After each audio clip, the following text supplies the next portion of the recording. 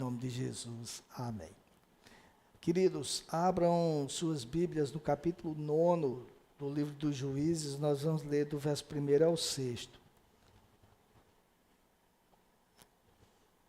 Juízes, capítulo 9, e vamos dar sequência à série de mensagens que trata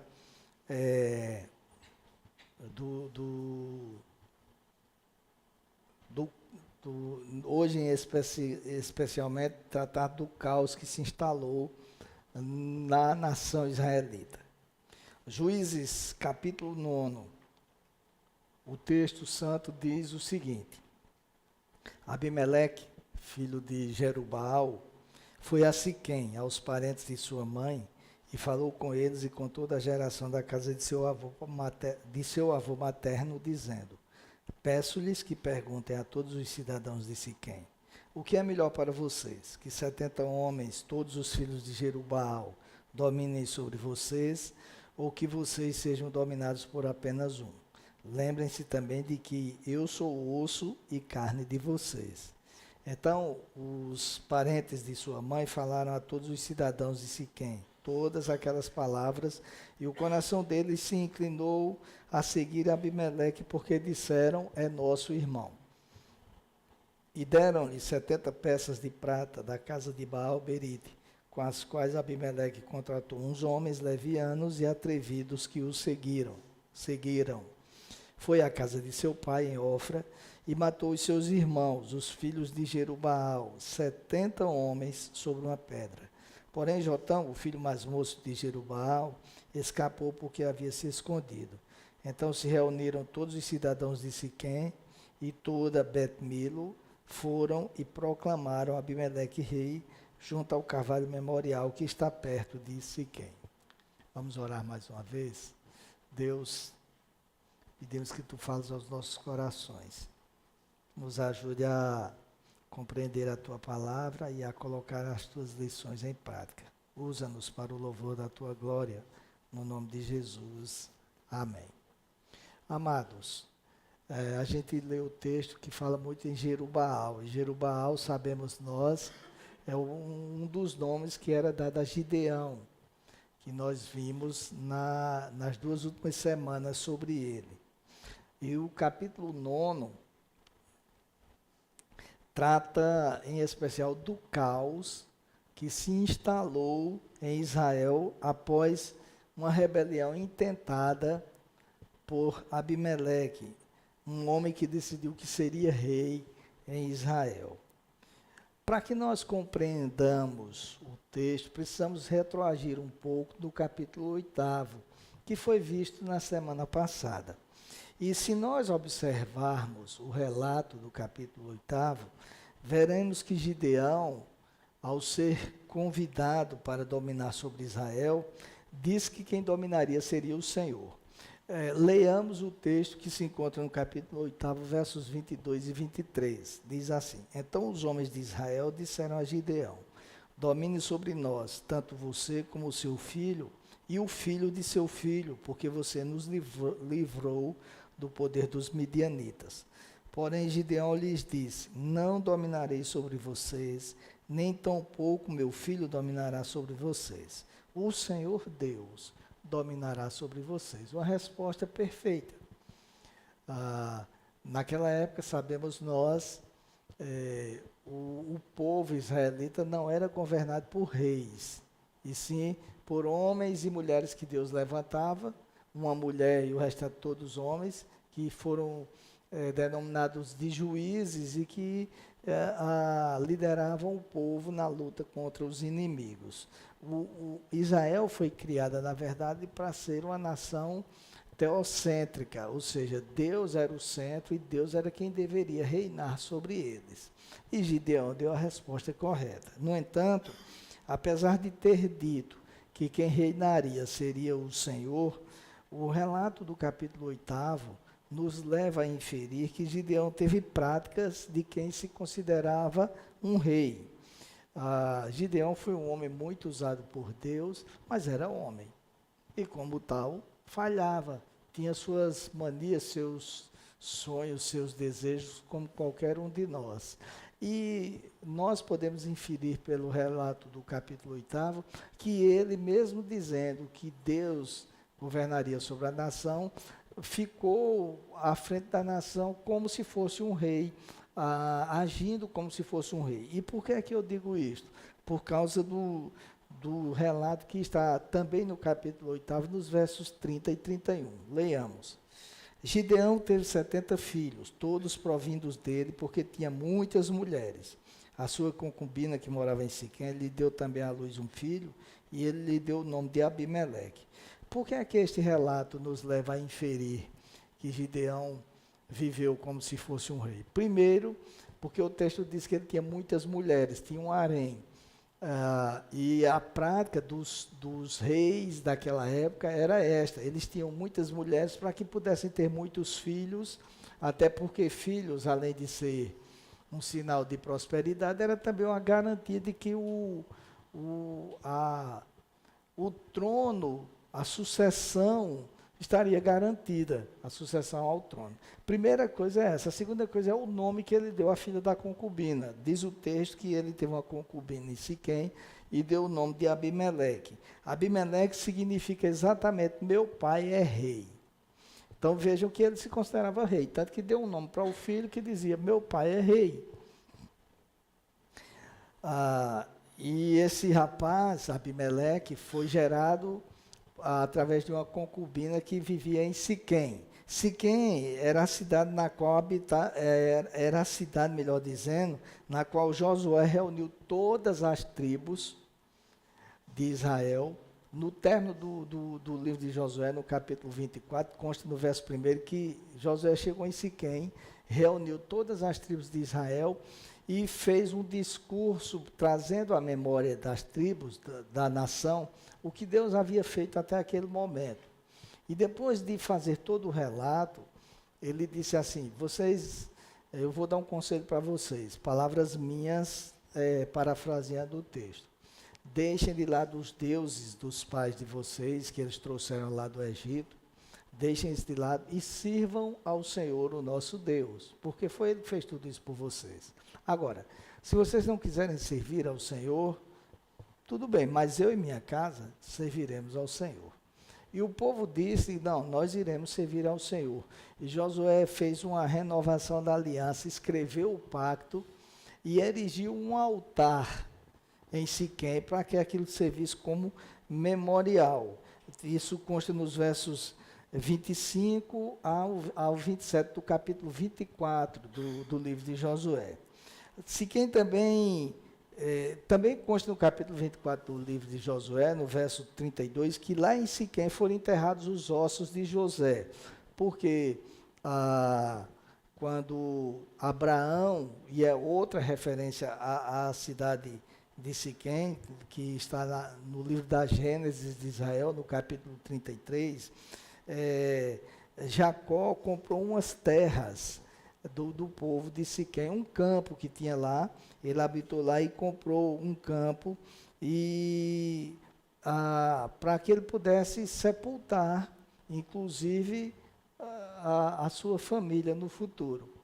E há um outro relato no livro da Gênesis que em Siquém a filha de Jacó, Diná, foi cortejada pelo príncipe que se chamava Siquém, e ele acabou tendo relações sexuais com ela.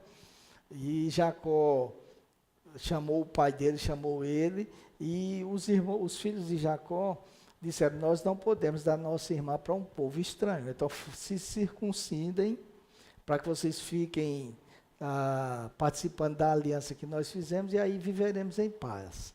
E todos os homens da cidade passaram pelo processo da circuncisão, e no terceiro dia, quando estavam sentindo muitas dores, os filhos de Jacó, entre eles Levi e Simeão, foram até a cidade e mataram todos os homens e saquearam a cidade.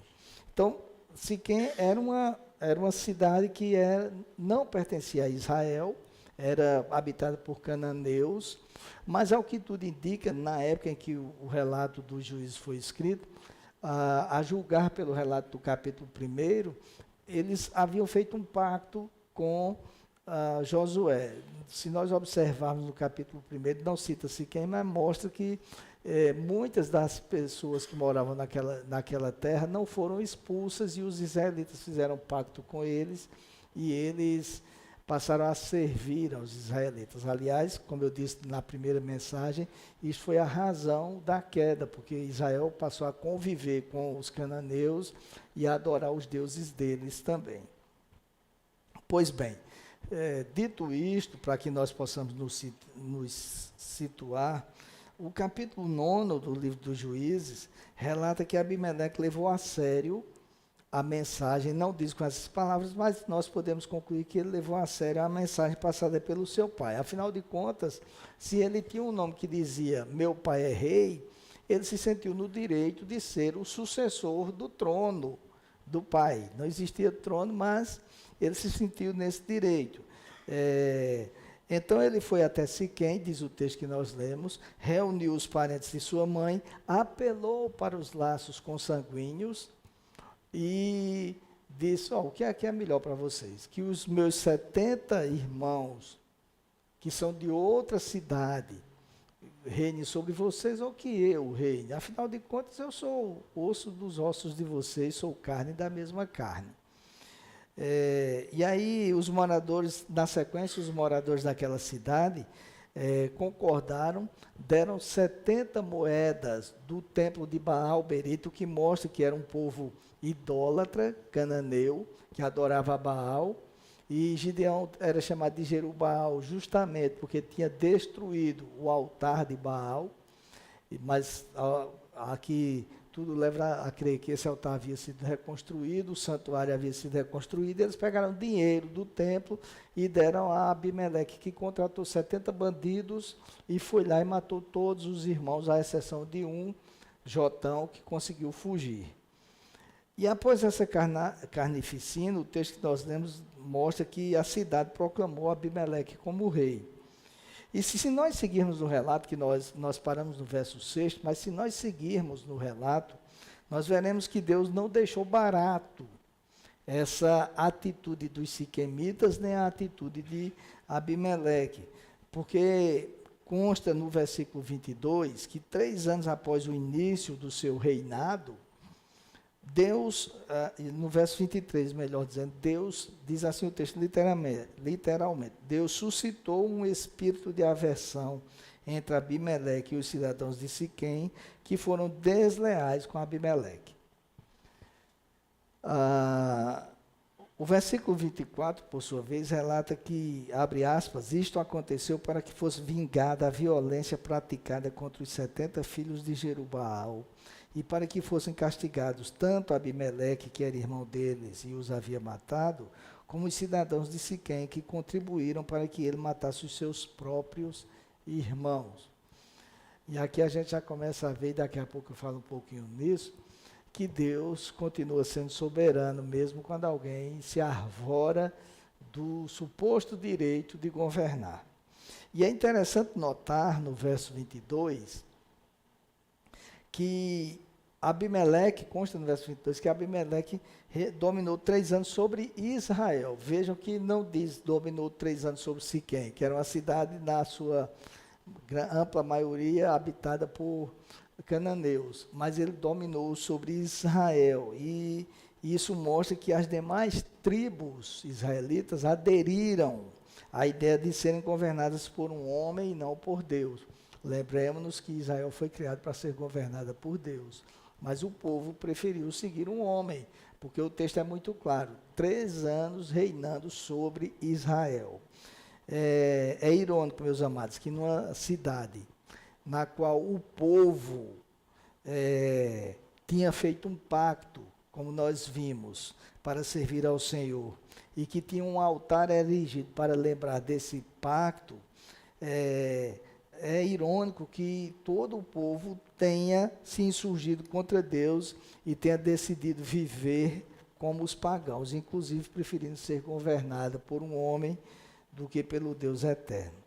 E a sequência do relato mostra que houve uma batalha sangrenta entre Abimeleque e os cidadãos de Siquém, e ele matou todos, E depois ainda espalhou o sal pela cidade. E o sal, quando era espalhado em grande quantidade, tinha o objetivo de tornar a terra estéril. Isso mostra como Abimeleque era vingativo e queria aniquilar de vez toda aquela cidade. Alguns homens e mulheres correram para a torre de vigília que havia na cidade, e Abimeleque foi lá e incendiou a torre e matou a todos também. Então ele aniquilou a cidade por completo. E ainda segundo o relato, após matar os moradores de Siquém, Abimeleque se dirigiu até a cidade de Tebes. Era uma cidade pequena que ficava ao nordeste de Siquém e que, ao que tudo indica, se aliou à conspiração contra Abimeleque, tanto que ele foi lá também destruir a cidade. E o povo se reuniu também na torre de vigília. Ele então teve a mesma ideia, vou incendiar tudo. E sitiou a torre, mas quando ele se aproximou dela, narra o texto que uma mulher pegou uma pedra de moinho e jogou sobre ele e abriu o crânio dele, matando-o naquele momento. E aí o texto seguinte diz que Deus fez cair sobre Abimeleque, no verso 56, fez cair sobre Abimeleque o mal que ele havia feito a seu pai ao matar os seus 70 irmãos. Este relato, meus amados, ainda que feito de forma apressada, nos deixa algumas lições muito importantes, como, aliás, eu já disse aqui desde o início da série, que todos os relatos do livro dos Juízes servem justamente para que nós aprendamos com os erros do povo de Deus, para que não incorramos nos mesmos erros. Até porque somos pessoas com a natureza humana que é pecadora e que tem a tendência de falhar, como aconteceu com Gideão, como aconteceu com Abraão e com todos, com Davi, todos os homens de Deus, porque são pessoas. E se não fosse a graça e a misericórdia de Deus sobre cada um de nós, nós estaríamos perdidos assim como eles. E a primeira lição que nós podemos inferir do texto é que o legado que deixamos para os nossos filhos não se pauta no que dizemos, mas no que fazemos. Gideão disse aos israelitas que não iria governar sobre eles. Não, nem eu governarei. O povo pediu, governe sobre nós, você, seu filho e os filhos dos seus filhos, uma dinastia. Mas ele disse, nem eu, nem meu filho governaremos sobre vocês. Deus é quem vai governar. E as palavras foram, como eu já disse, corretíssimas. A atitude foi a atitude que deveria ter sido tomada. No entanto, nós vimos também que, embora ele tenha dito isto, ele teve ações que não corroboraram as suas palavras. E no mundo em que vivemos, não funciona o faço o que eu digo, mas não faço o que eu faço. Funciona o que eu faço. O exemplo que eu dou, sobretudo para filhos, o exemplo que nós deixamos para gerações futuras. Abimeleque, então, baseado nas ações do pai, resolveu que iria ser o sucessor dele no reinado fantasioso que ele tinha em mente. Por isso é que, quando cresceu, ele tomou as atitudes que nós vimos aqui agora há pouco. Matou todos os irmãos para que ninguém conspirasse contra ele e o tirasse do reino. Atitudes sanguinárias e terríveis. E isto instalou um caos no meio do povo de Deus. Um caos que foi causado, sobretudo, por causa do distanciamento de Deus. Então, a primeira coisa que nós vemos é que o resultado de tudo aquilo não poderia ser outro, senão esse caos que redundou em tragédias. Muitas vezes, amados, nós erramos porque nós, embora preguemos a palavra de Deus, embora saibamos o que devemos fazer e até digamos aquilo que devemos fazer, nós não fazemos. Nós fazemos coisas contrárias. E isso, para gerações futuras, serve de exemplo. Porque eles vêm e procuram fazer tudo o que nós fazemos. Hoje pela manhã nós estávamos aqui e Daniel pegou Joel e trouxe aqui para a bateria. Quando colocou Joel aqui, ele pegou as duas baquetas e já foi tocando aqui. Assim, por quê? Porque ele vê Lucas fazendo isso. E aí as crianças os adolescentes, os jovens vão sempre se pautar no exemplo dos mais velhos. E se forem filhos, então, ou netos, é que vão fazer isto. Então, nós precisamos entender que nós devemos ser coerentes com as palavras que pregamos. Isso acontece na igreja, no lar, no trabalho, em todos os lugares. Precisamos ter coerência. Aquilo que dizemos, precisamos fazer. Não é à toa que no capítulo 22 do livro de Provérbios, no verso 6, consta: ensina a criança no caminho em que deve andar. Não é ensine apenas o caminho. Entre todos os significados que tem aquele texto, tem também o fato de que nós precisamos ser exemplos e andar juntamente no caminho.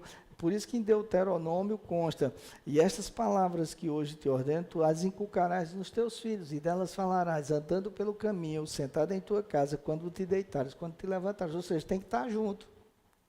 Tem que estar andando no mesmo caminho, para poder orientar. Então, a primeira lição que fica é esta: que tipo de legado, e é uma pergunta, que tipo de legado nós estamos deixando para as gerações futuras? O que é que nós estamos ensinando com as nossas ações? Eu me lembro muito bem que, certa feita, eu ia com Débora Cecília, e na época só tinha ela como filha, ainda não tinha Belinha, Débora Cecília pequenininha, e eu ia dirigindo e ela ia no banco traseiro. E aí, eu sempre tive a mania de, quando alguém buzinava por mim, por exemplo, eu estou parado no semáforo, porque é assim, né? Você para no semáforo, o semáforo abre, o cara que está lá em 10º lugar, ele já está buzinando, porque ele acha que o acelerador do carro é na buzina dele. Então ele buzina para a gente sair. E eu dizia: esse idiota já está buzinando. Que idiota é esse? Eu sempre dizia isso. E um dia eu ia descendo, nunca esqueci, ia descendo na rua Major vindo do Ó, com Débora Cecília no banco traseiro, e passou um motoqueiro e cumprimentou outro, que o povo acha que buzina também é para cumprimentar todo mundo, né? E buzinou para o outro. Aí Débora Cecília disse: papai, aquele idiota já está buzinando. Vocês veem o que fica é o que a gente faz, não é o que a gente diz. E eu fiquei pensando: o que é que eu estou ensinando para minha filha? Então, nós precisamos ter cuidado. As nossas ações devem ser coerentes com as nossas palavras e vice-versa. Do contrário, a gente passa para as gerações futuras atitudes erradas. A segunda lição que emerge do texto revela que o Senhor permanece soberano. Aliás, essa lição está em todos os relatos nos quais o povo se desviou do Senhor. E isto está para que nós não esqueçamos jamais que Ele é quem tem o controle da história nas nossas vidas, meu amado. Não adianta se insurgir contra os propósitos do Senhor, porque eles irão prevalecer. E a prevalência do Senhor também emergiu no texto que nós lemos. Abimeleque usurpou o lugar do Senhor, ele queria ser o rei. Matou todos os filhos de Gideão. Onde está Deus que não faz nada? Mas se nós observarmos no relato, nós vimos que depois Deus trouxe à tona todas as ações de Abimeleque, e ele pagou um preço altíssimo por isso. Porque a soberania de Deus vai existir sempre, e os propósitos dele irão sempre se cumprir. No livro de Jó consta que nenhum dos propósitos de Deus pode ser frustrado. Então, nós precisamos entender que Deus irá sempre prevalecer. Não adianta querer remar contra a maré, não adianta querer lutar contra ele. Os propósitos dele, repito, irão sempre prevalecer. E as consequências para quem se insurge contra esses propósitos são sempre trágicas. Há sempre prejuízos para aqueles que se levantam contra a vontade de Deus. Nós temos esta mania de muitas vezes dizer que confiamos no Senhor, mas nós sempre queremos dar um jeitinho de ajudar Deus e de fazer a nossa vontade prevalecer. Quantas e quantas vezes nós não pecamos e não sofremos as consequências porque desobedecemos o Senhor. O Senhor fala aos nossos corações, o Senhor usa pessoas muitas vezes, a palavra dele nos diz o que devemos fazer, mas nós entendemos muitas vezes que podemos agir contra a vontade dele e colhemos os frutos negativos, até porque o apóstolo Paulo, quando escreveu a carta aos Gálatas, no capítulo 6, verso 7, disse: de Deus não se zomba. O que o homem semear, isto também ceifará. Então, quando nós sofremos esses infortúnios na vida, na maioria das vezes ocorre porque nós somos desobedientes ao Senhor e plantamos vento, como diria minha mãe, quem planta vento colhe tempestade. Então, não podemos olvidar jamais que os propósitos de Deus sempre prevalecerão. O que nós temos que fazer é aprender a esperar no Senhor, saber que Ele é soberano nas nossas vidas. E essa soberania sempre vai prevalecer sobre nós, que não somos ninguém diante do Deus eterno. Somos absolutamente nada, mas nos achamos no direito de fazer exigências e de muitas vezes dizer que o que tem que acontecer é aquilo que nós queremos e não o que o Senhor quer. A terceira lição é que o poder, meus amados, não pode ser delegado a qualquer pessoa. É uma lição que serve para nós usarmos na igreja, no nosso lar, nos nossos empreendimentos empresariais, na política, em qualquer lugar. O poder não pode ser delegado a qualquer pessoa. Quando ele é concedido à pessoa errada, isto redunda em perigo e em tragédias, muitas vezes. Os homens de Siquém, como nós lemos, concederam o poder a Abimeleque baseados apenas no fato de que ele era parente deles, está no versículo 3º. Ele é nosso irmão. Ele disse, eu sou osso de vocês, carne de vocês. Ele disse, ele é nosso irmão. Então, quem poderia ser melhor para nós do que alguém que é achegado a nós? Muitas vezes as pessoas escolhem seus líderes baseadas em parentescos, ou em indicações políticas, ou até em amizades. No entanto, essas qualificações não bastam para balizar uma escolha. Não bastam.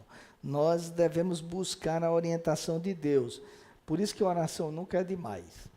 Nunca é demais. Sobretudo quando se trata de tomar uma decisão. Não precisamos ter pressa, seja em que área for, saindo um pouquinho dessa área de poder. Em que área for, não precisamos ter pressa, devemos depender do Senhor. E sempre orar um pouco mais, até ter a certeza de que Deus está nos dirigindo para aquilo que é correto. Tem um texto na Bíblia que não fala disso que eu estou dizendo, o contexto é totalmente diferente, fala de outras coisas, mas eu vou fazer uma analogia aqui. O texto diz que a paz de Cristo é o árbitro dos nossos corações. E é sem querer fazer uma interpretação extensiva do texto, sem querer forçar o texto, mas o que eu quero dizer é o seguinte, que quando nós pedimos algo a Deus e sentimos paz no coração, é porque Ele está no negócio. Mas se sentimos dúvidas, por que não orar mais? Por que não esperar mais nele? O árbitro é aquele que está ali para cumprir as regras. Então, a paz que reina em nossos corações nos diz se nós estamos cumprindo a palavra de Deus ou não. E por isso nós devemos sempre depender do Senhor. Uma igreja não pode se pautar, e quando eu falo de igreja, não estou falando em quatro paredes, mas na vida de cada um de nós. Uma igreja não pode se pautar no conhecimento empírico, ou mesmo no conhecimento intelectual. Não. No momento de tomar decisões, sejam elas quais forem, ela precisa depender do Senhor. Precisa pedir direção para que a vontade dEle prevaleça. Porque nós temos a nossa vontade. Um exemplo claro, que eu não costumo falar nisso aqui, mas agora mesmo estamos todos nós envolvidos em uma escolha para um governado para a nossa cidade, para vereadores para a nossa cidade. E claro que cada um tem sua preferência, é óbvio. Mas aí, mesmo neste momento, nós devemos depender do Senhor e pautar a nossa escolha pela palavra dEle. Olha a vida da pessoa, está em linha com a palavra de Deus? Olha o discurso, está em linha com a palavra de Deus? E o discurso só não basta. Olha a vida para ver se a vida está em linha com o discurso. Porque às vezes a pessoa diz alguma coisa e faz outra, né? Então, existem políticos que chegam na igreja e você diz, é um crente. Saúde os irmãos com a paz do Senhor. né? Mas se ele sair da igreja e for numa outra religião, ele vai saudar do mesmo jeito. Ele está interessado nos votos e não em adorar o Senhor. Eu lembro como se fosse hoje, há alguns anos atrás, houve uma campanha para prefeito aqui em Campina Grande, houve um debate patrocinado pela Vinac. E aí, no dia lá, os irmãos sabem que eu faço parte da direção da Vinac, no dia lá, o pastor Valberto, que ia ser o mediador, não pôde, e o pastor Helder me colocou para ser o mediador. E isso era lá na igreja metodista. E estávamos nós lá, e quando alguém falava, os caras ficavam, todo mundo dando pressão em mim. Mas era uma pressão grande, Walter, já parecia que era tudo meus amigos. Olha, um minuto, não sei, eu não sabia nem quem ele estava falando. Fiz sinal, quando terminou, eu disse, olha, deixa eu dizer uma coisa para todos vocês aqui. A igreja estava lotada. Falei, nós estamos aqui nesse tempo belíssimo, estamos aqui num ambiente cordato, mas eu quero dizer uma coisa para vocês. Aliás, eu já comecei dizendo isso, aliás, eu quero dizer, eu gostaria que vocês viessem aqui mais vezes, não apenas no debate, mas viessem cultuar ao Senhor também. Agora, deixa eu dizer uma coisa para vocês. Nós aqui, cristãos, não estamos habituados a essas pendengas de vocês, não. Nós estamos habituados a servir ao Senhor. E se vocês virem para aqui, como que fazem nas televisões essas coisas, não vai adiantar muito, porque o nosso foco aqui é descobrir qual é a vontade do Senhor, é nos submeter à vontade do Senhor. Então, por favor, não ajam mais dessa forma, não. Respeitem o tempo. Aí eu dei uma bem educada assim, eu não sou educado não, mas eu fui nesse dia. Brincando, eu sou educado. Aí eu vou dizer que minha mãe não me educou, né, se eu disser isso. Mas eu falei um monte de coisa que depois todo mundo aplaudiu e aí a paz reinou. Porque os caras acham que nós estamos neste mundo apenas para fazer a vontade deles. Nós temos que ter a consciência, a igreja, que nós estamos nesse mundo não é para fazer a vontade dos homens, mas a vontade de Deus. Nós estamos nesse mundo para depender do Senhor. E a vontade dele também se expressa nas escolhas que fazemos, seja política, seja empresarial, seja aqui na igreja, seja onde for. Nós precisamos aprender isto. E Deus acaba punindo aqueles que se rebelam contra as autoridades, porque na Bíblia consta que nós devemos ser submissos às autoridades. Então, para ser submissos, devemos escolher alguém que esteja na linha do Senhor, porque do contrário nós vamos sofrer as consequências. E isto acontece, repito, em toda e qualquer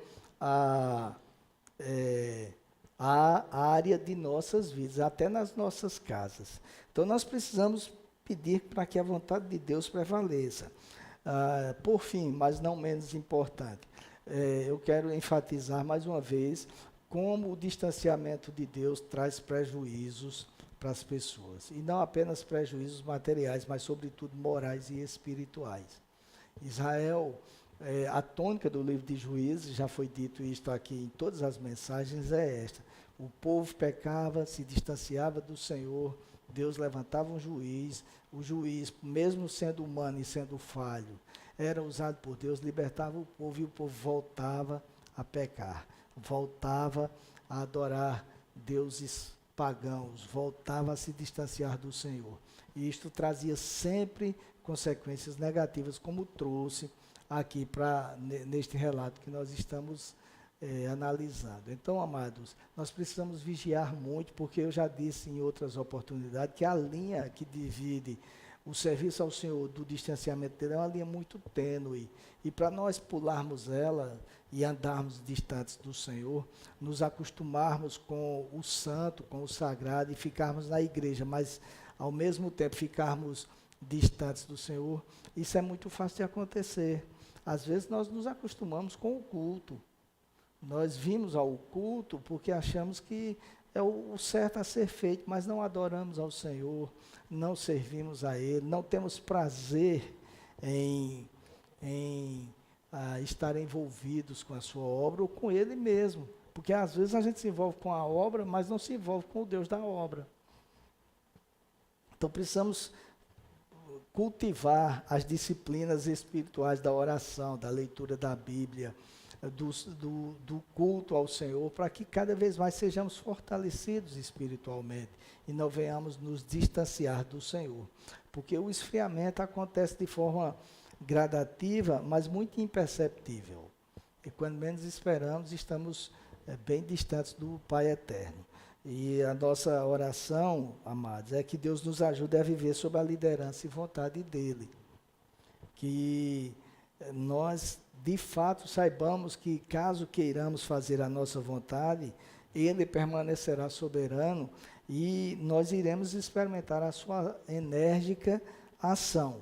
Porque Ele também é um Deus enérgico, um Deus que é juízo e que faz prevalecer a sua vontade de acordo com a sua justiça. Que Ele tenha misericórdia de nós e nos ajude a colocar em prática os seus ensinamentos. Vamos orar. Deus, nós somos gratos a Ti pela Tua palavra, por estes momentos aqui de culto e adoração. Como nós oramos no princípio, Senhor, existem nações que as pessoas não têm o direito de cultuar a Ti, que não têm esse privilégio. Nós temos aqui. Não nos deixe achar que isso é normal, porque isso é um milagre, um privilégio para cada um de nós. Nos ajude, pois, a andar segundo a Tua vontade, a ser submissos à Tua vontade e a não ser desobedientes a Ti. É assim que nós oramos, pedindo misericórdia de nossas vidas, no nome de Jesus.